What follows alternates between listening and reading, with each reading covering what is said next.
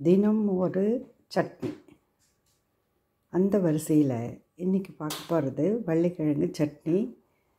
தேவையான பொருட்கள்: வள்ளிக்கிழங்கு, desiccated coconut, red chilli 1, பச்சை மிளகாய் காரத்துக்கு தேவையான அளவு, கொத்தமல்லி, கருவேப்பிலை, தாளிக்கிறதுக்கு கடுகு, பெருங்காயம், உளுத்தம்பருப்பு, மிளகாய், கருவேப்பிலை, புளி, உப்பு, வெந்நீரில் ஊற வச்சுருக்கேன்.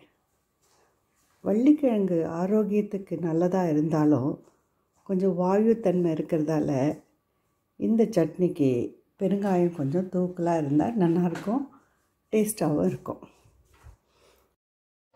கடுகு, உளுத்தம்பருப்பு, பெருங்காயம், கருவேப்பிலையை நல்லெண்ணெயில் தாளித்து எடுத்துட்டு அதே கடாயில் வள்ளிக்கிழங்கு சேர்த்து வதக்கலாம். பச்சை மிளகாய், தேங்காய், கொத்தமல்லி, கருவேப்பிலை சேர்த்து புளி தண்ணி கரைச்சி வடிகட்டி சேர்த்து சட்னியை அரைச்சிக்கலாம்.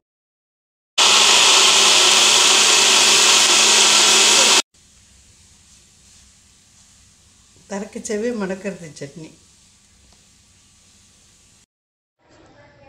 வறுத்து வச்சிருக்கிற தாளிப்பு சேர்த்தா வள்ளிக்கிழங்கு சட்னி ரெடி.